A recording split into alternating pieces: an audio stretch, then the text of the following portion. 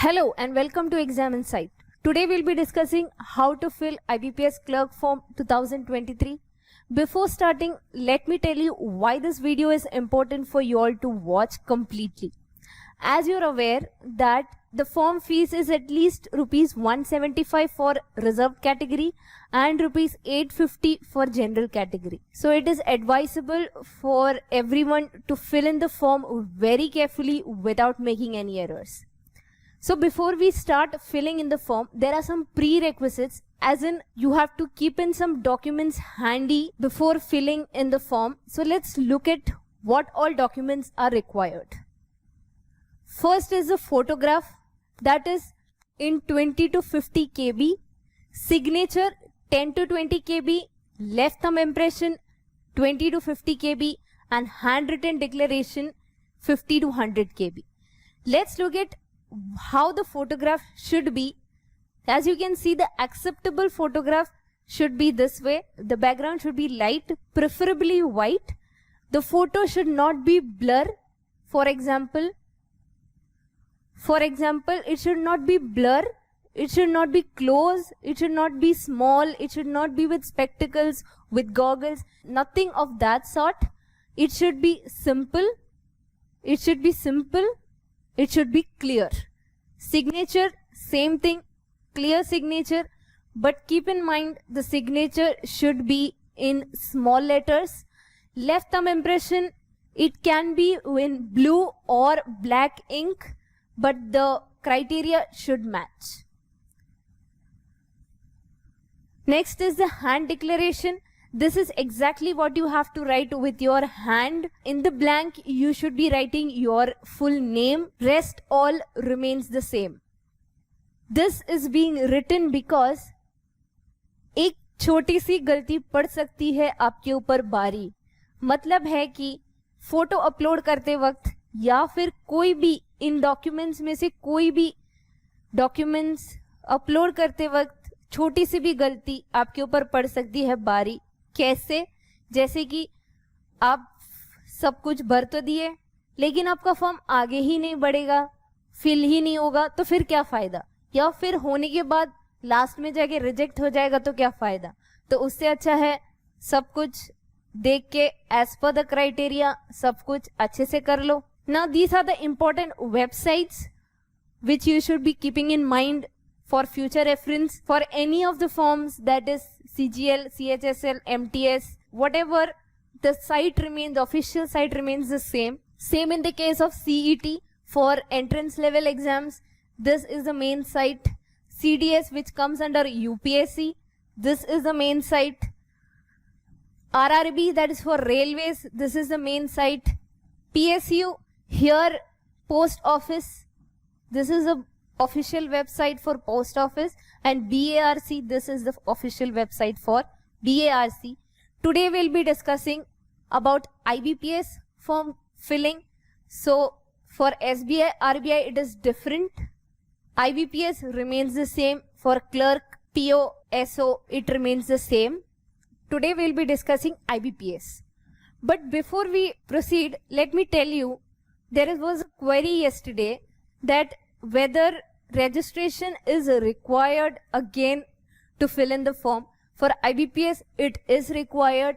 Every time you fill in the form, you have to register as a new applicant. Every time you fill in a form, you have to register as a new applicant. कल एक query था कि क्या हर post के लिए हर बार register करना जरूरी है.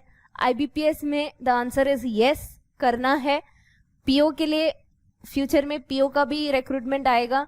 क्लर्क के लिए अगर रजिस्टर किया है तो पीओ में फिर से रजिस्टर करना है. बट एसएससी में ऐसा नहीं है. एक बार रजिस्ट्रेशन नंबर पासवर्ड मिल गया, वही रजिस्ट्रेशन हमेशा चलेगा, सिर्फ पोस्ट हमको बदल के डालना होगा. Now let's take a look how to fill in the form.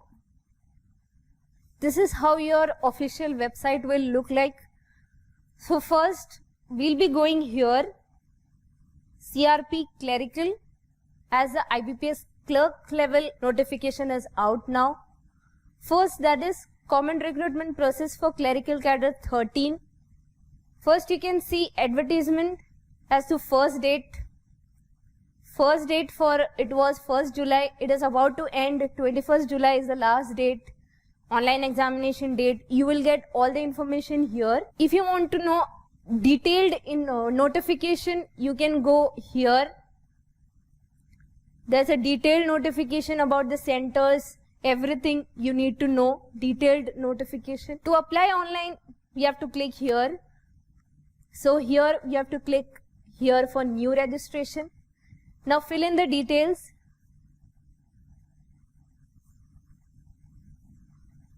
So we have filled in the information. The common mistake made here is when you type in the email ID first, you just have to mention the email ID. After the @gmail.com is already given there, Gmail you have to select from these. Then when you write in confirm email ID, it will be fully your email ID. Once you finish it, save and next. There comes a dialog box saying if it is correct, then click OK. If you need to correct something, you need to cancel and go back. Once you're done, you will get your registration number and password. Then comes the process of uploading photo and signature. If you upload the photograph and signature as per the given criteria, there will not be any problem to proceed further, as in the photograph and the signature will appear this way. Otherwise, if it is not per the criteria, then there will be a red mark saying it is not as per the criteria. After uploading, you have to confirm whether it is your valid photo, and you have to confirm whether the signature is your valid signature. After doing so, next, photo and signature is uploaded successfully. Next category is your details, your education qualification and your categories. You have to confirm whether it is actual, general, or you should not make mistake in choosing this. Now they are asking whether you are disabled. If you have any disability, you have to click yes and fill in further information about that. If you don't have any disability, clearly say no. Then there are some questions here which are already not required. Some of it is required. For example, this, as in they are asking, are you a person with specified disability? Then they are asking, are you a child or family member who died in 1984 rights? No. Religion, choose as per your religion. Religious minority, ex-serviceman, no. Disabled ex-serviceman, no. This is also related to ex-servicemen. This is related to remarriage for women. Now this question is whether you have appeared for this exam before. If yes, then click yes. And you have to choose which one have you appeared for. It's not necessary to provide all the information here. If you don't remember, you can clearly select no. Nationality, your state, which state you belong to. Center of preliminary examination, where do you want your examination to be conducted? Main examination. Now they are asking for ID, whichever ID you want to provide. Now they are asking which medium you want your paper. Then comes your personal details, date of birth. Then comes gender. This is optional. If you want to provide your Aadhaar card number, again you can provide, otherwise it's not necessary. The places where you see asterisk mark is important, others you can ignore.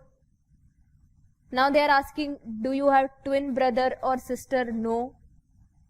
What is your marital status? We have filled in all details. Here the doubt which arises is the address. Many people come with, they are not accepting my address.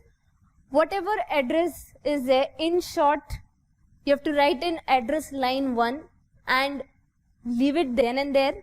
After doing so, validate your details. When validating, they'll show you what errors are there.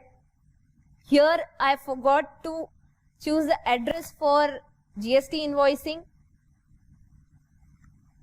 Again validate. They show verified successfully. Click OK. We'll move forward. Save and next. Next is education qualification. After filling in your educational details, they'll ask you about computer knowledge. Here you have an option of yes or no, but it is mandatory to have computer knowledge as per the notification. So they'll ask certificate, degree, diploma, or studied in high school, somewhere you have studied. Whatever is your choice, you have to select here. This is only for category people if they want pre-exam training to be held. After filling in your details, validate your details. Verified successfully. Then you can proceed further. Next is preference of banks. After you fill in, validate your details. Proceed further. This is a preview of your form. Check carefully if any mistakes are made. After checking in the details, you have to read the declaration. That is, I've read and understood whatever data you have provided is true and valid. I agree. And from these two, you have to select only one. If your name matches with your ID proof, you have to select this. If your name does not match with your ID proof, you have to select the third one. Then you have to click on complete registration. Click OK.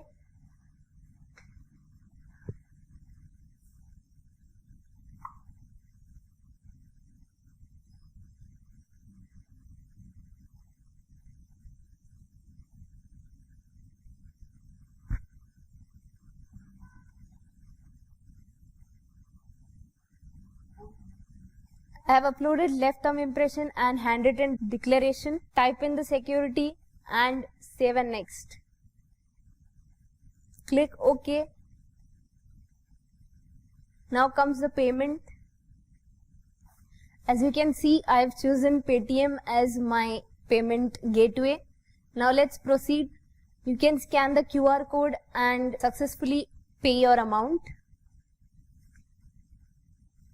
As soon as you click submit, a new page opens for payment. This QR code should be scanned and you can do the payment. I filled in the details. Now we'll pay the amount.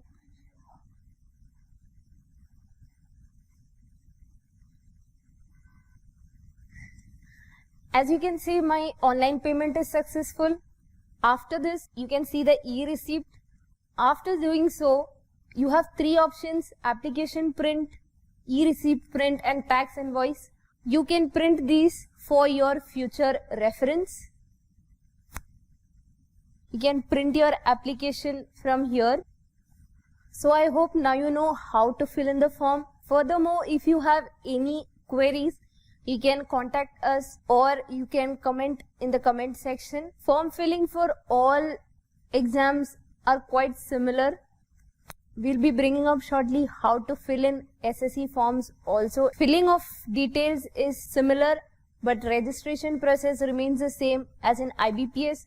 If you want to apply for any post, you have to register again and again. But in SSC, it is different. Registration number and password is the same. You just have to apply for the post. Fill in this form as fast as you can. Just 2 days remains. So thank you all. Thank you for watching.